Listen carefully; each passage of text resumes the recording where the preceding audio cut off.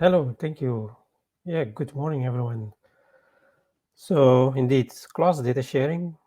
So what is it and how can it speed up your application? So that's the topic what I'm going to present you. And thank you for joining me in this session.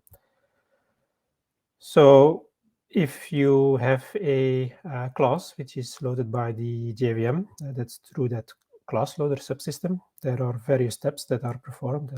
The loading itself, of course, loading the bytecode from probably your disk.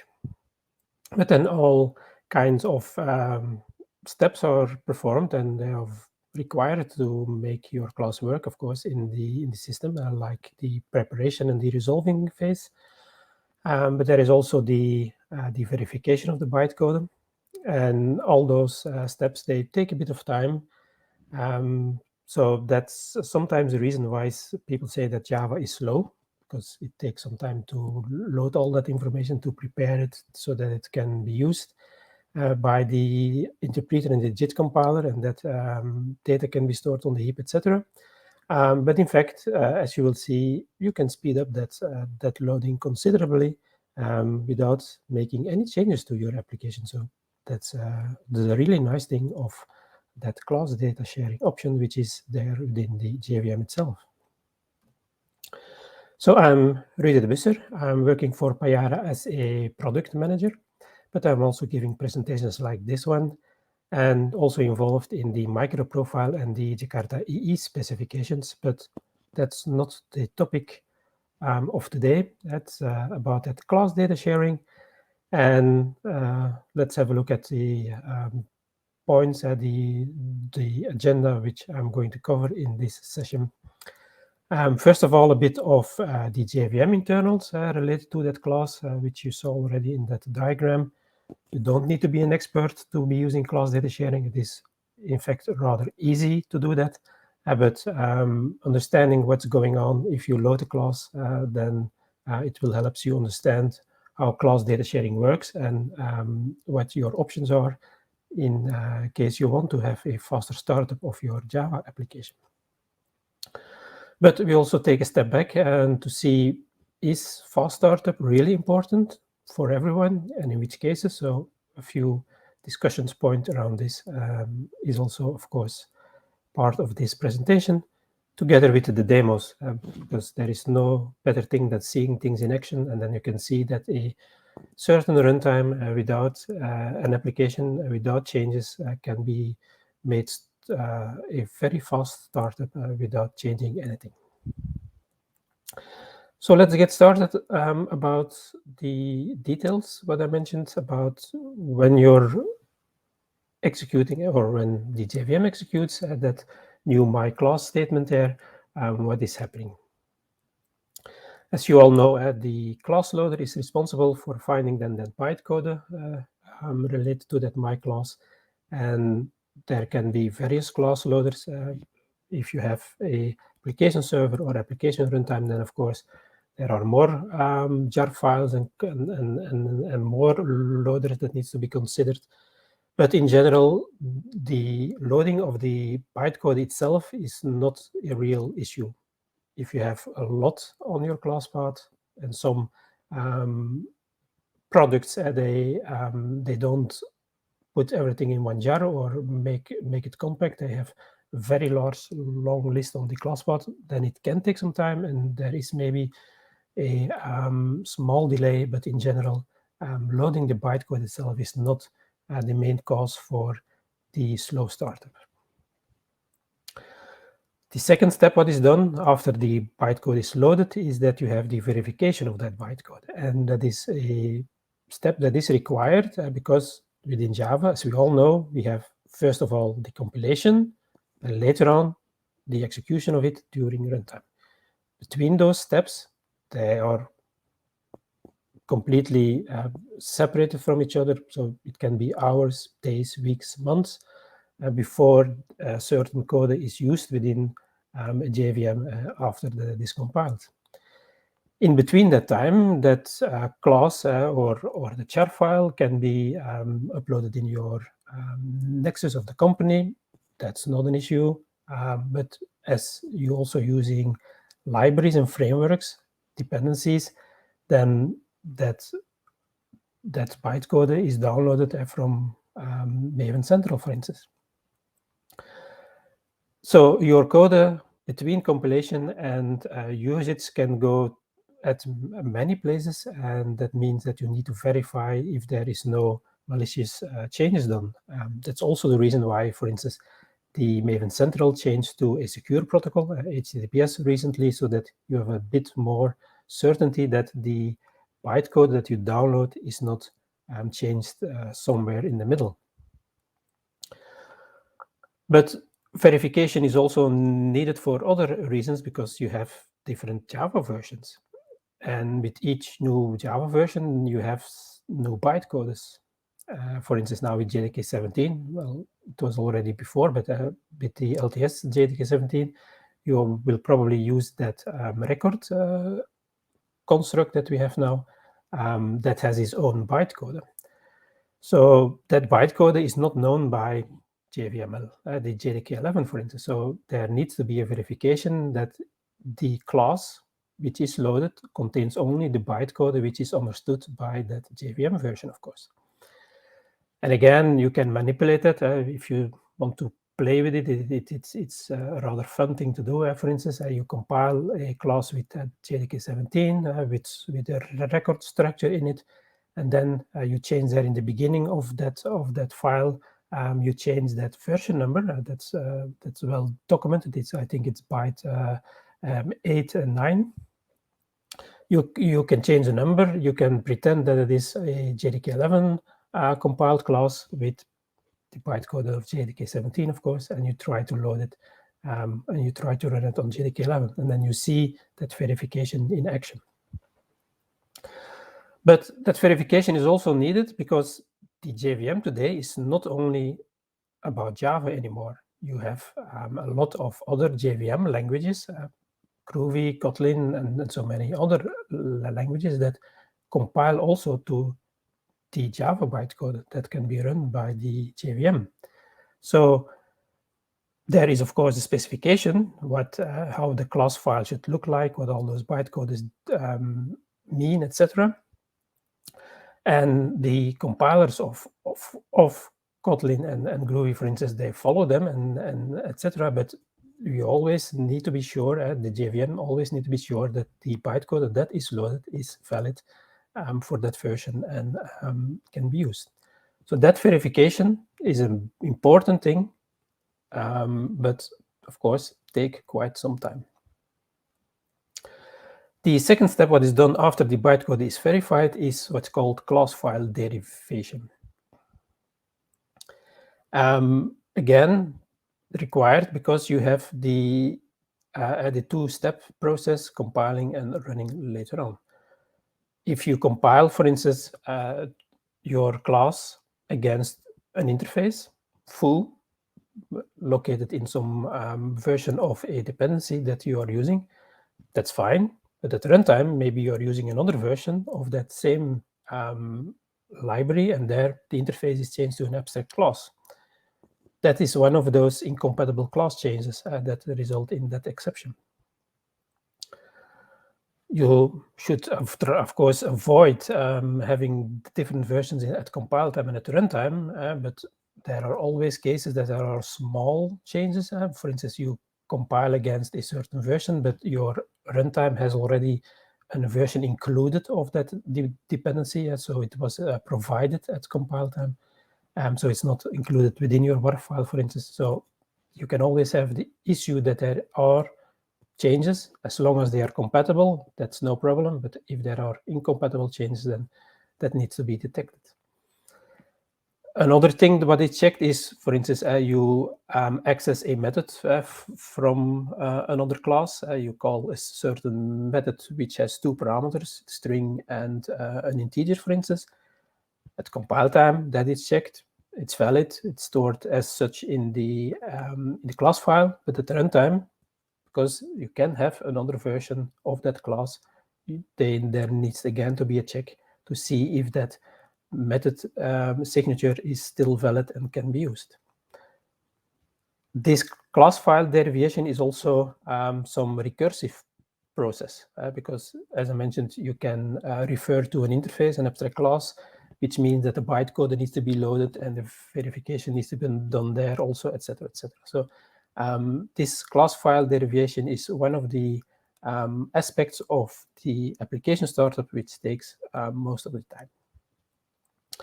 Next step, the preparation, variable initialization.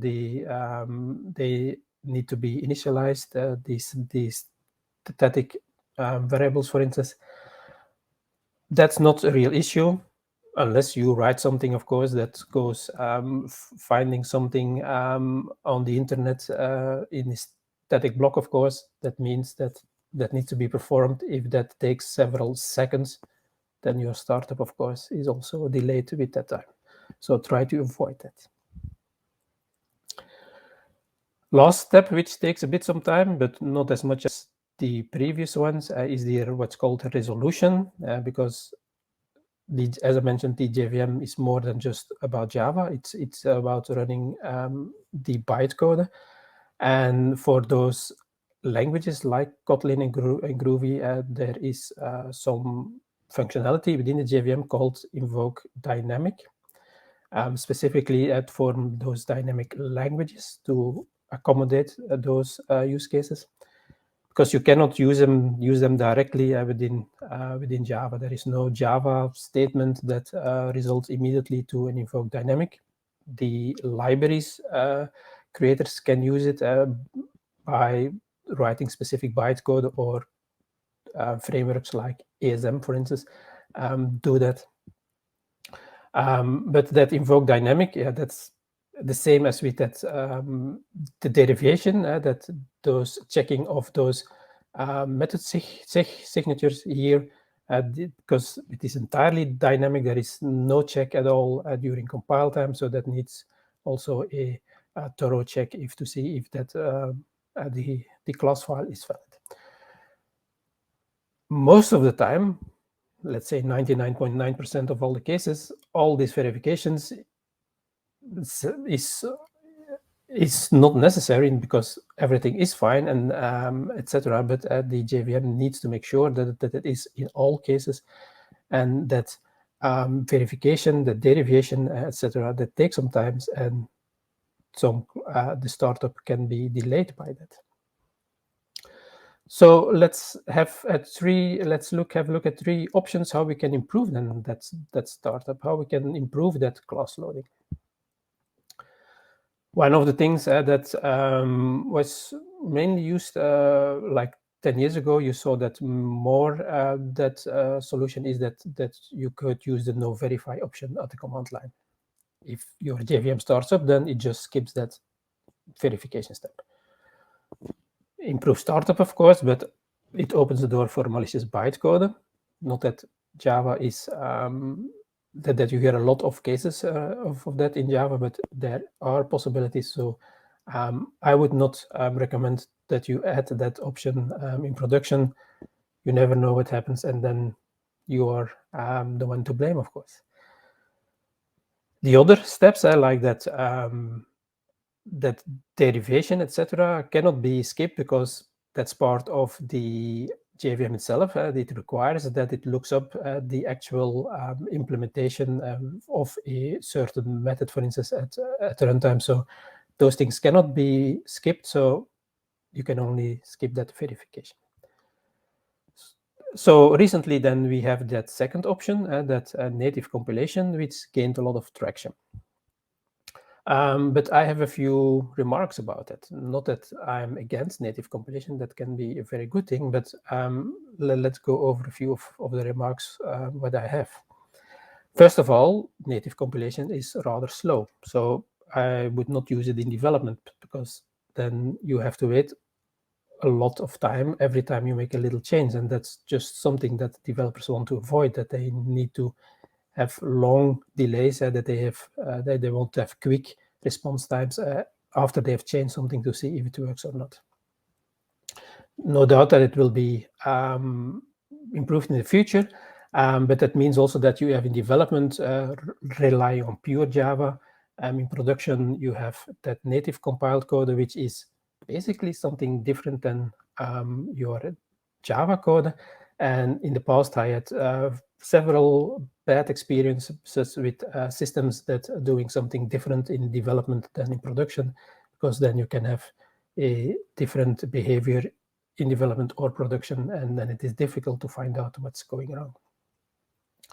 But also important is that the native compiled code has a lower peak performance, as it's called. So at runtime, the native compiled code is responding slower to user requests than just using plain Java, because that JIT compiler is so optimized during the last 20 years that it can detect what the most optimal way is to add some tuning. That's the hotspots, as it's called before. So it knows what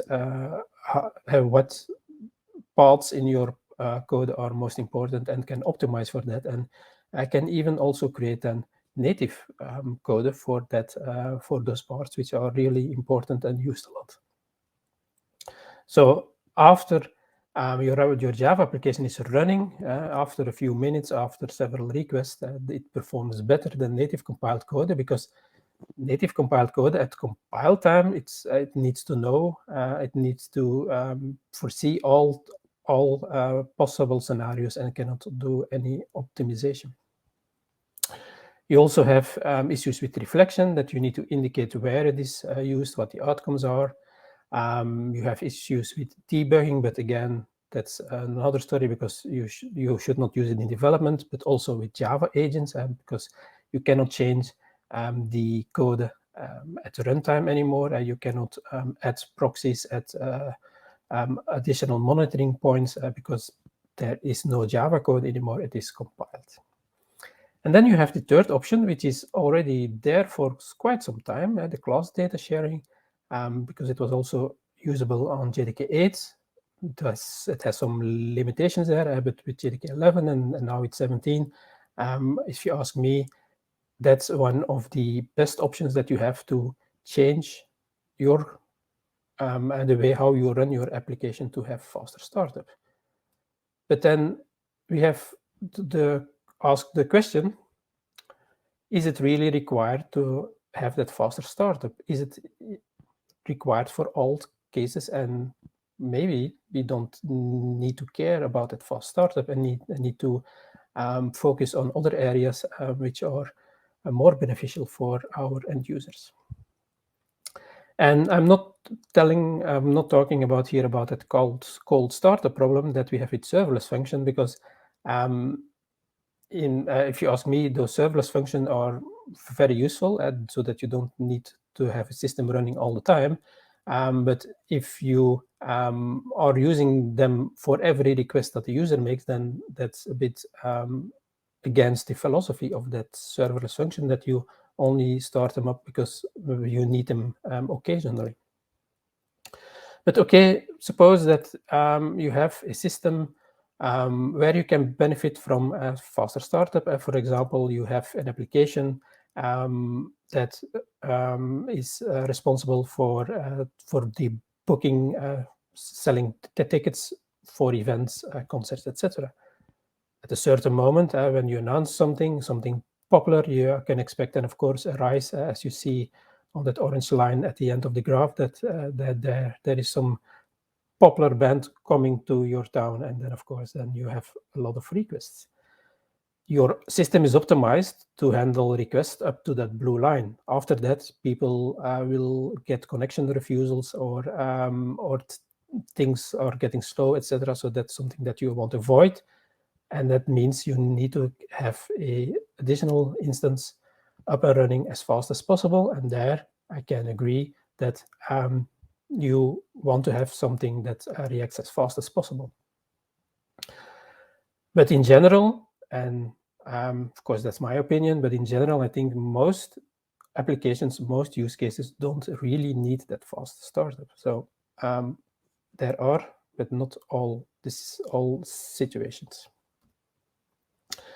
So mentioned Claus data sharing can solve that issue of that slower startup, and you will see in the demo that you can have some differences. So how does it work? So the thing is that that loading, that verifying, and those derive functions, they can be done upfront. The result then, of course, needs to be stored in a way that the JVM can be sure that it is still valid when you call that archive file later on. So that info is stored in what's called a memory mapped read-only file. So read-only means it is not for change anymore. So it is everything which is checked at that point that the file was created will still be valid when it is loaded. There are no changes possible to the file. And memory mapped means that the file is actually immediately added to the process at the memory space of your process. So that means if your class needs to load, if your application needs to load a class, then it's not loading, but immediately using it, because every information is already available in that memory map file. Verified, there needs to be no checks anymore to see if the method signature is still valid, etc., because that is done already before you are using that archive file. So loading is super fast. And it has also the advantage that it is still Java. So if you, for some reason, and I come to that later, if for some reason that class, what the system is looking for is not in that memory mapped file, then it can still use the normal class path loading. And it is still Java, so you can still do reflection on it. You can still change it on the fly. So Java agents can still change it. So you are still in the situation as before, only the loading of the class is super fast because it can access the information immediately. And if you have something like a hello world, public static void main class, method with system out print line, that takes around 437 classes of the system. Speeding those up, of course, proportionally, it will be the same as with that large one with Payara Micro, which uses around 15,000 classes. But of course, in absolute terms, the difference will probably not noticeable because that hello world starts up in any case fast enough. As mentioned, Payara Micro with 15,000 classes, there you will see which is an entire Jakarta runtime. There, of course, you will see some noticeable differences in startup by using that class data sharing. So let's see what the differences are, how big they are, and how you can use it, the class data sharing. So I have here front prompt where I can start, for instance, with OpenJDK 11. So I'm showing how you can do it with OpenJDK 11 as Zulu here, and also OpenJ9, because they have a different solution for the same problem, which is a bit easier and to use. And that way of working is also now taking in JDK 17. So it was first introduced in JDK 13 in the OpenJDK version.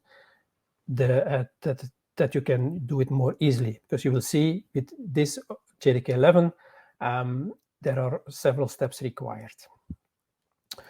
First of all, let us put some baseline. How much time does it take to start up Payara Micro with an application, for example, when we don't do anything specifically? So we run Payara Micro as an executable jar file, and we specify that there is here one directory with a simple application in, which is deployed immediately at the time the server starts, the runtime starts. It starts all necessary modules. It loads your application. It sees what's there. It finds there a few endpoints, etc. And at the end, it is slower now because I'm doing screen sharing and presentation. But you see there is something like 9.8 seconds, almost 10 seconds before your application is started and ready. Let's keep this value let's see what it is at the end so that we can compare when we have added CDS to the mix. First of all, we need to create something specific as for CDS, because that CDS option is very sensitive for class path changes. Because as you can imagine, we have that archive file created, but that is specific for certain situations, a certain class path.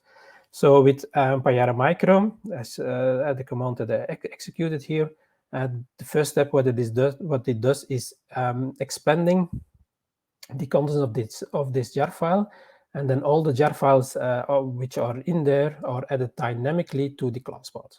That's of course something what CDS cannot handle in this version of OpenJDK 11, this way of working. So we have already created something specific for that, which is called an output launcher. Within that directory, here my micro root, we expand that jar file. And then we also have here a new executable jar file, which is just one class and a manifest file, which defines all the jar files in the lib and the runtime directory. And in that way, we have a fixed class path, and we don't have any issues anymore with that expansion here for Payara Micro. If we start it up like this with that output launcher, because you can also run in the same way your application with that output launcher, that does not change a lot. So it's maybe less than half a second that you gain by expanding it first. So that's not the big change. Second step, what is required with this OpenJDK 11 version is that you specify first all the classes that needs to go in that archive file. You can do that by hand, but that would be a bit of an impossible task. So the JVM has an option for that, that you can say, dump me all the classes that are loaded by the JVM. And then what I'm doing is I'm starting up again that launcher here, but now with the parameter warm up here. That's something specific for Payara Micro. And with that warm up parameter, the JVM is stopped immediately after the system is ready. So at the moment the application is loaded, everything is inspected, all classes are loaded by the system. It exits again, but of course we have then that classes list here created by the JVM itself, what are loaded, and you find there JVM classes, you find there Payara classes, and you find your classes of your own application there. So in fact, this is the that number, that 15,000, because those classes are all in here. Now that we have those, and now that we have that file and those class list, we can create that archive file.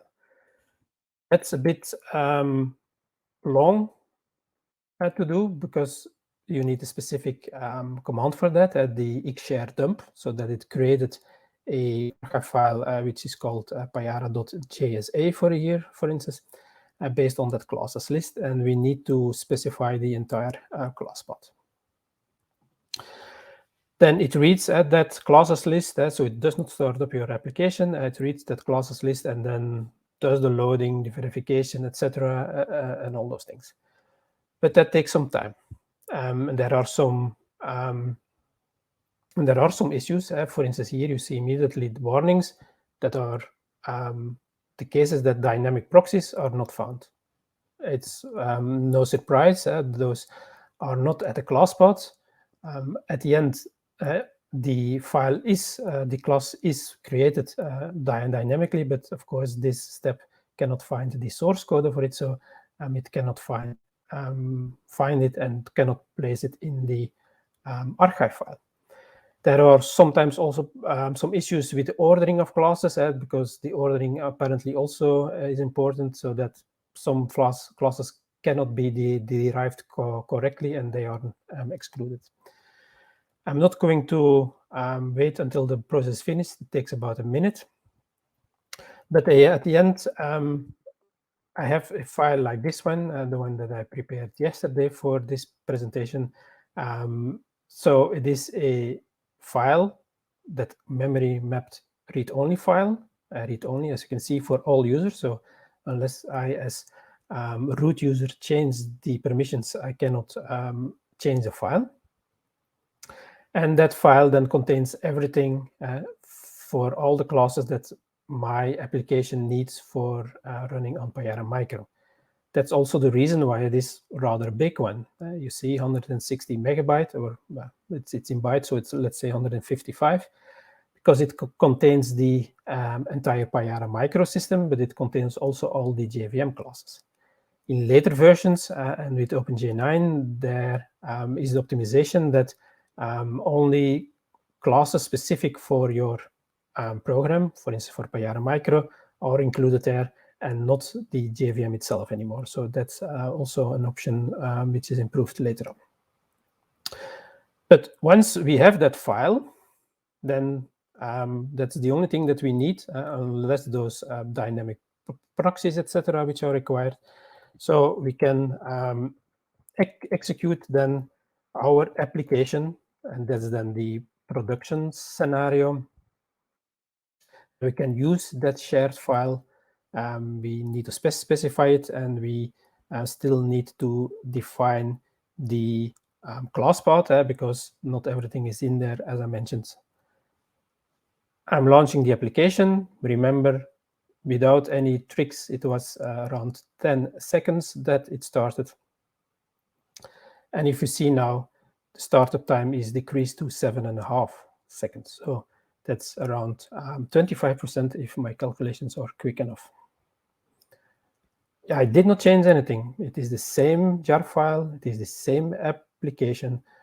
So only by activating that CDS in the way how you start your application, you can have a significant improvement in the performance of that startup itself. Plus, good thing is you are still Java, so you are still benefiting from the JIT compiler and the optimization, etc. But we can do even a bit better. With, as I mentioned, OpenJ9 has a slightly different solution. It's also called Claus data sharing, but they implemented it a bit different. And also with JDK 17 is using the same methodology. So let's switch to OpenJ9 then. Verify, yes, this is the OpenJ9, and there it's important here, you see it's also the ahead of time compilation is also enabled, so you will see why that is important. I'm not going to rerun the base case. That's still around 10%. You still need to do that. You still need to create that output launcher to have a stable class path. That is also required. But you don't need to specify and create that classes list file anymore, because why first create a classes list file and then try to do all the loading, etc., in a different step? If your JVM is running, then all those classes are loaded into memory, all that information. So if that JVM stops, you can just dump that information to that archive file. That's much easier, and it removes one step, because you don't need those two steps, but only one step. So how can you do that? Here you can say minus x share classes. That's a different option that is recognized by OpenJ9. You specify again a name as option here on that JVM option. You can specify the location. You need to specify the size of the file. On purpose, I put a size which is way too high, so you can see in a moment why I'm doing that. Still using that output launcher file here, and again that warm up, so that the archive file is created at the end when the system was ready to respond to some requests from the user. It starts up normally, but then due to that warm-up, there is a stop of the JVM, and at that time, that file is written to the file system on the in the same directory, the current directory, and then you see the name is part of it. That the larger the entire file name contains more codes, etc. 300 megabyte, as I said, so too large. But here it is writable, so that information can be updated later on. So you can use this archive file to start up later, but after the application is stopped, then at that time, the information is written back to this archive file. So it is an incremental improvement each time of that information, because there is more than just the classes file there now. And you can see that if we print out the statistics, because you can print out the statistics with OpenJ9, which is in there in that file.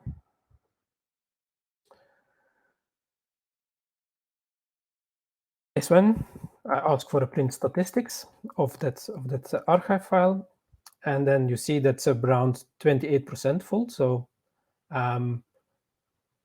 only the Payara micro and the application classes are in there, not the JDK one. So that's one difference.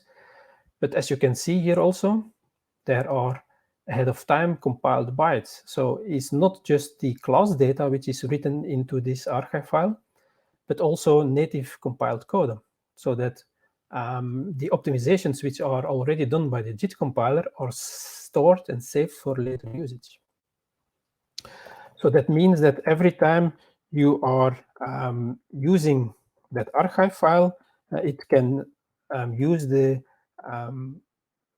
information that it has learned before and take that immediately into action. So even now, with that OpenJ9, your system will be responding much better from the first request, so because you don't have that learning time, that learning period anymore from the JIT compiler.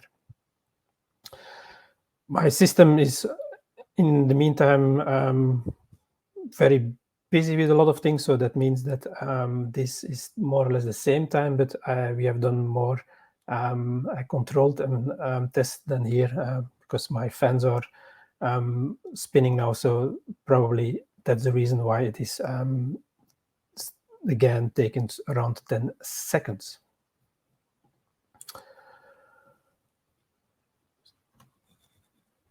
So for OpenJDK, I mentioned here at the dump loaded class list and the two others with the share dump and on. With JDK 17, you have a new option which is called archive classes at exit. Just as you do with OpenJ9, it writes then the information to that archive file when the JVM stops. And with OpenJ9, you have these share classes which you can use. So if we compare then the startup without any tricks and then with CDS, you see that you go from 8.2 seconds to something like 5.2 seconds. So that's a significant change. If you compare it with OpenJ9, you have more or less the same changes. But here, as OpenJ9 always mentioned, OpenJ9 says that they run your application with less memory. And as you can see, there is around 10% memory reduction from 15 megabytes to 45 megabytes. Also, the reduction when using CDS is also considerable, because the memory used to doing that derivation and all that checks are no longer needed. So that means that also there is a memory reduction because that's not done in the case of using CDS. So in general, you can expect something like a 35% increase of performance, let's say between 25 and 35, when just using that CDS without the need to do any change to your application or your frameworks that you are using. You saw that with OpenJDK 11, you need several steps. So when you're using Docker, then of course you can use a multi-stage Docker file so that all those steps can be done automatically. And when the Docker image builds, then all that archive file, etc., is created. You can even make sure that a archive file can create it for Payara Micro, for instance, and put in a layer, and that your application itself is kept outside of the of that memory read-only file. So that means that you still have benefits. Not the classes of your applications are not there, but most of the time your runtime is also responsible for large parts of that delay. So and then your Docker image builds again very fast because that layer is only built once with that memory mapped read-only file. You can also put it outside as on a volume, but then you need an extra step in the build, or use Spotman build. They can use immediately the archive file and the volume on the archive file. There are a few pitfalls, as I mentioned, cloud path issues. The class path must be identical when you use CDS. So if you are trying to use an archive, that archive file with a other executable jar file, for instance, then it will complain that it is not the same one and it will refuse to start. So it needs to be exactly identical. So that's why we have that output launcher there for Payara Micro. Dynamic proxies can be used. Also, older classes, so 1.5 and older classes cannot be used. So they still need to be loaded from the class path. And probably it's also no surprise that the archive file is the JVM version and OS dependent, because it is specific created on that version and using a layout so that the file can be attached immediately into the memory space of that process. And if you want to investigate issues, you can use the options -xlog load plus class. And then you get all the information what the system is doing and why something is rejected or why something might fail.